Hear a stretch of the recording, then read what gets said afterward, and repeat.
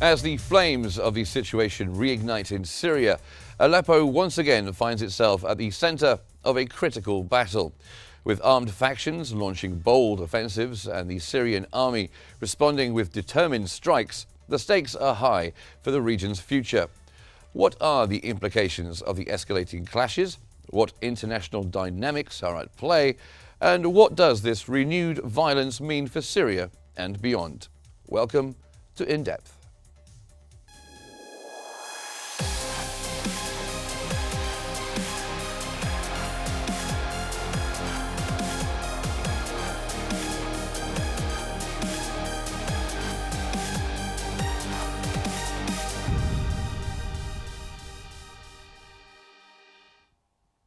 In a surprising turn of events, armed factions launched a major offensive in Aleppo, raising questions about the implications of this escalation on the Syrian and regional situation. Here are the details.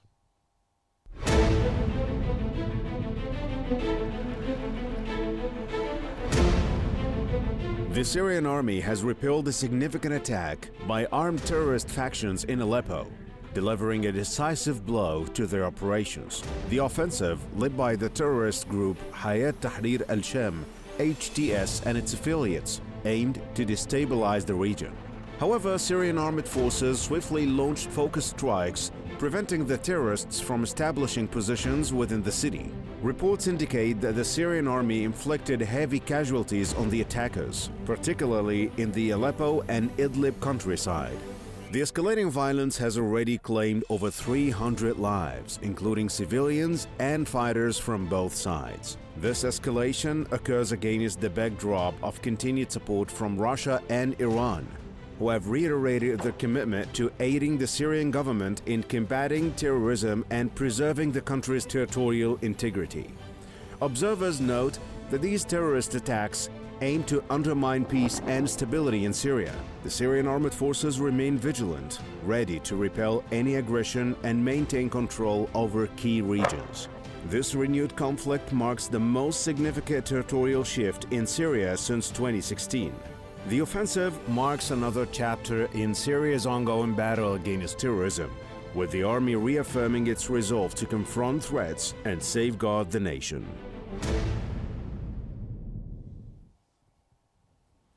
Now, for more on the situation in Syria, we are joined from Cairo by Mr. Ashraf Abu Al-Houl, the managing editor of Al-Ahram newspaper, and Dr. Hamid Faris, an international relations expert. Welcome to you both. Well, we'll start with you, Mr. Abu Al-Houl. Why do you think the Syrian front has flared up at this particular moment?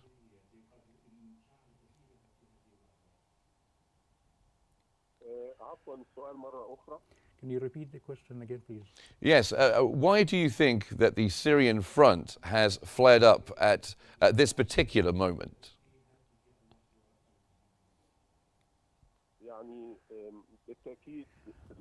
Certainly that the Syrian front is totally linked to the Lebanese front as well as the Palestinian front to prove the evidence that the second day of the ceasefire in Lebanon, the Syrian front has fired up, and that there is another evidence of the close linkage between the two fronts, which is the main objectives mainly are the Iranian militias affiliated in Iran, in Syria, where has a great influence, and Syria had used it in the long-range civil war, and therefore, and it seems that someone wanted to make this militant busy with a new conflict in order to avoid interference in the Lebanese dossier, and also as a part of the military operations against Hezbollah, as it still has factors in Syria and the north of Syria. But the strange thing is that these militias that mobilized against the Syrian state and against these militias are belonging to the old Al-Qaeda organization that has another name of Jabhat al-Nusra, and now is named as Tahrir Sham, or Liberation Syria, that has a religious reference. And although they are allied with Western forces in order to complete Israel's objectives under the pretext of establishing an Islamic state in Syria and in the whole region. And coming to you, Mr. Faris, what do you make of the unexpected success of the armed factions in Aleppo and in other key areas?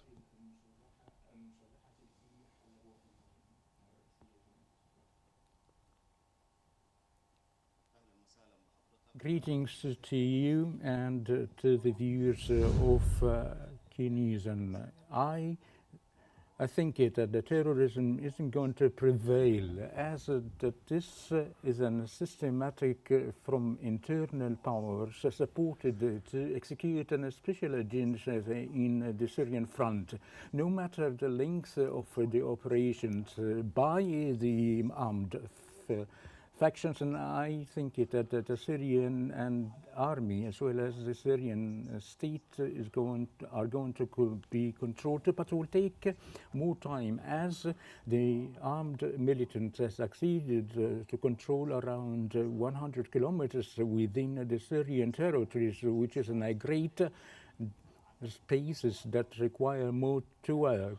In addition, that there are strategic allies of the Syrian state, on top of which the Russian state and some other regional powers, as we witness within the Syrian situations, by establishing a real reality which is imposing the militants their words upon the state. Therefore, the the international community should move in supporting the Syrian state, and that became they are winners and losers. With respect to the winners, the first one will be the United States of America, as pressuring Russia in the Middle East, in particular in the Syrian dossier, and the other part, Turkey, that wish to have a normalization with the Syrian part under their provisions,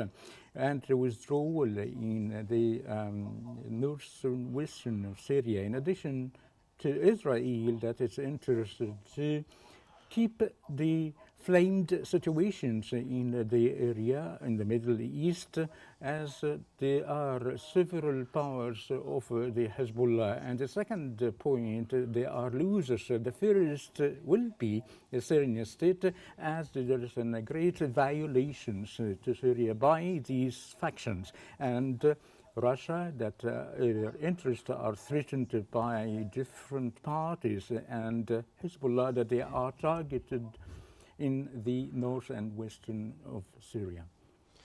And coming back to you, Mr. Abu al-Hul, every armed group requires funding and also logistical support. Who do you think is behind supporting these groups, and why?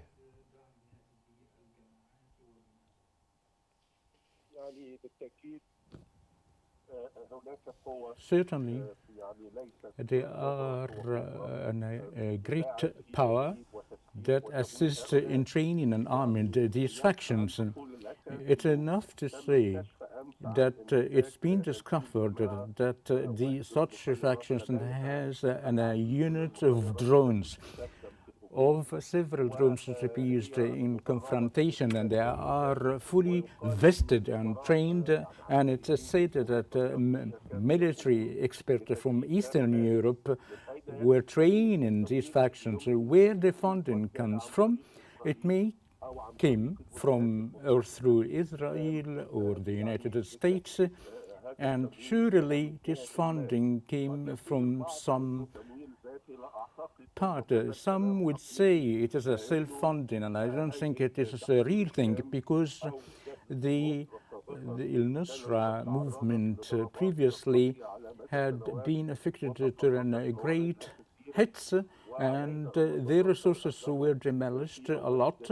And I think that in the midst of the civil war in Syria, they were trading in everything, in drugs, architecture, and they do anything they can to bring money.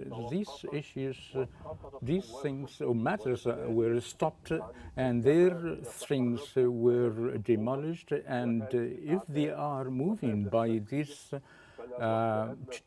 features of power and army, then that should be. There is a great power made training for them and give them what is enough to launch a war of that shape.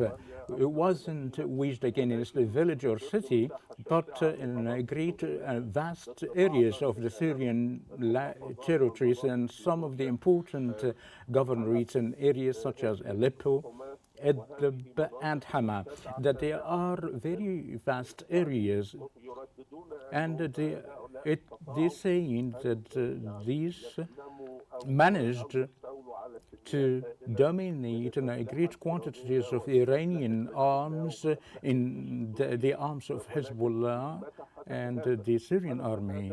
But when this what happened following the first 2 days of launching.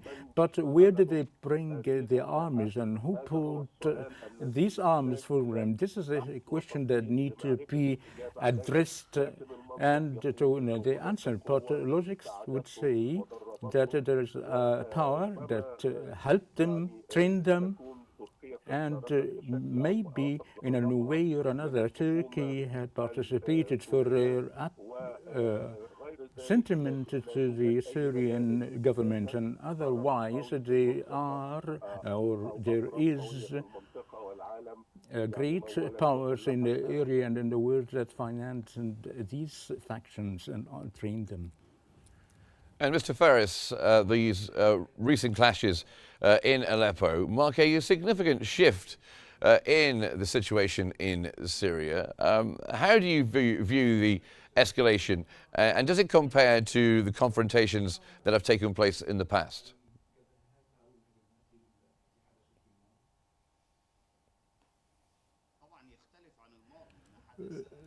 Of course, it differs from the past. Considering what happened before, there was a real resistance by the Syrian army. As a result, several were fell down from the Syrian army. But now the militant factions and extremists are pursuing to execute a greatest plan, as there is no potential to cover this area, and I think that is vanished by factions to control Aleppo and hidden to Hama, and it is possible to find them entering new areas. But in the meantime, the lack of retaliations by the Syrian army would raise too many questions to reconsider the situation accurately and to target these factions and to target in their strongholds, as there isn't a great surprise exposed by the Syrian state, as this confrontation, despite it was prepared well, supported by regional and international powers, but this type of support would largely affect the corners of the Syrian state that the militant faction succeeded to controlling. But in all cases, we should realize that there's a great dangerous, not only on the Syrian territories, but there is a great threat to the national security of the Arab, as they have been developed training. There are meetings by the intelligence and the chief and the factions as a result of a great serious arrangement are prepared for the region, particularly that the war criminal Netanyahu, by saying, as quoted, that threatened the Syrian president, Bashar al-Assad. And the second point, why we're seeing a great team of Ukrainian intelligence team to meet these factions and to coordinate between them to gain an advanced arms. As a result, that there is are targeting the Syrian state and the threat of the Russian part as the United States of America, that they're trying to end the war in Russia. So we are facing a very complicated landscape, never been seen in Syria before, and we are about to go back to the point, the first corner. Therefore, I think it is necessary for the international community, as there are very clear violations for the Syrian state, and the Syrian army should be bolstered in reality, that things would lead to disable the situation in Syria and the integrity of the Syrian territories. Now, Mr. Abu al-Hul, some analysts explain this escalation as an attempt to cut off support for Hezbollah that's passing through Syria. What do you make of that explanation? And do you believe it is an Israeli move?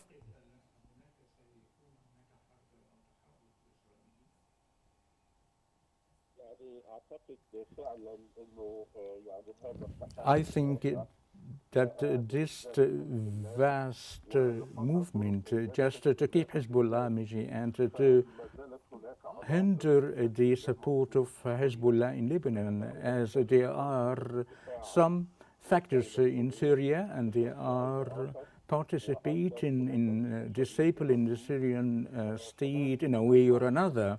During the Israeli aggression against Lebanon, there were attempts and messages to convey to Bashar al-Assad to stop supporting Hezbollah and stopping the entrance of the Iranian arms through their countries. And I think there were some intelligence and information that the force battalion in the Syrian part led by Bashar al-Assad, that they were attacked, and they think that they are participating in trafficking their arms, and their areas affiliated to Hezbollah, around 4,000 kilometers were hit in order to be moved through Lebanon, and there were attempts to convince Russia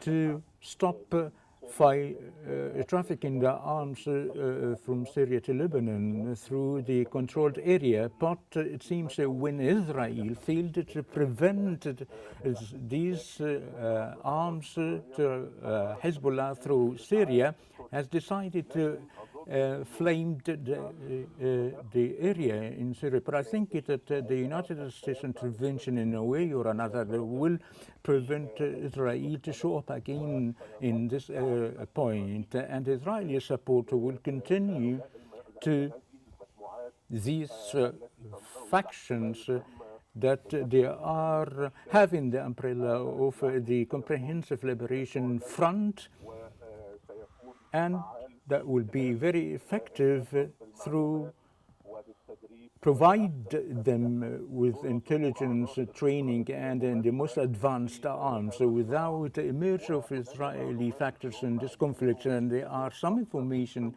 that more than 25,000 of the Iranian militant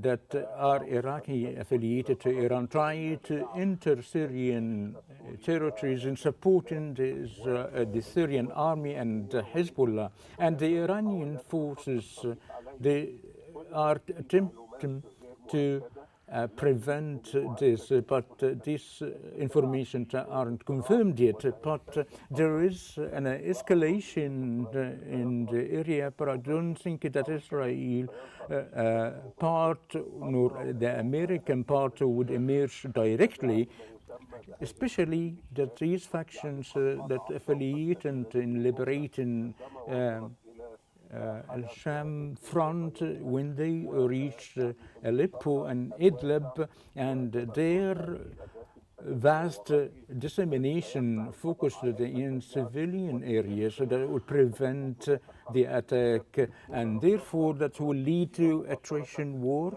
without the participation of Israel. But ultimately, there will be some sort of compromise to end this war. In return, the evacuation of Iran from Syria. And Mr. Faris, what are the long-term implications of this? Do you think there's any chance at all, any possibility that the armed factions might be able to establish some kinds of de facto administration in Aleppo?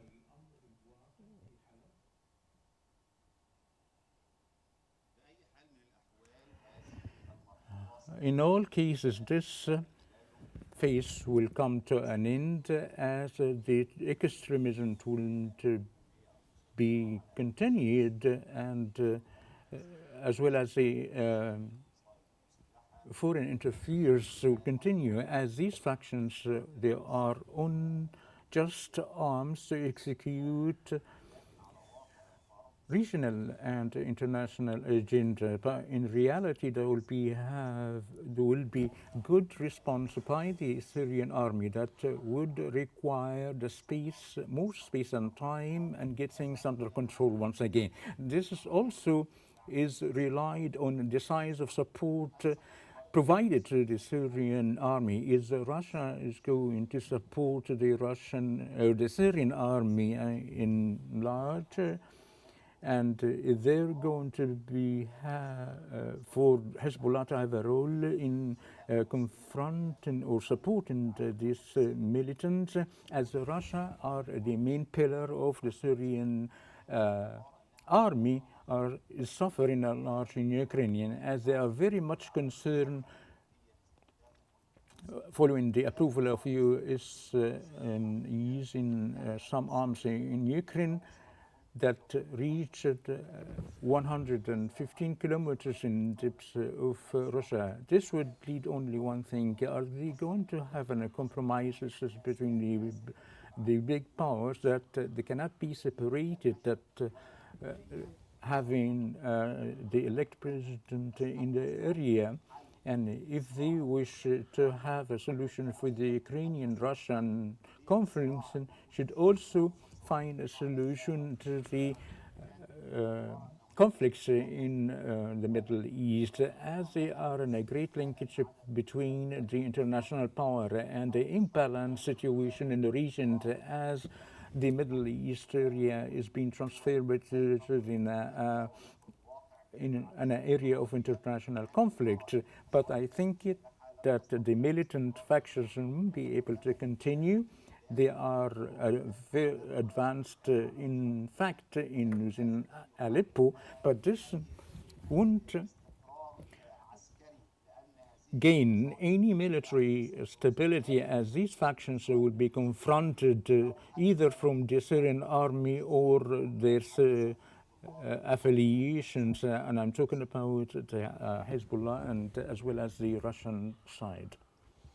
Okay, and thank you very much to both of you for joining me here on the program. That was from Cairo, Dr. Hamed Faris, a professor of international relations, and also joining us, the managing editor of Al Ahram newspaper, Ashraf Abu El-Hul. Thank you very much to both of you for joining me here on In Depth, and that brings us to the end of this episode. Thanks for watching, and stay tuned for more updates here on Q News.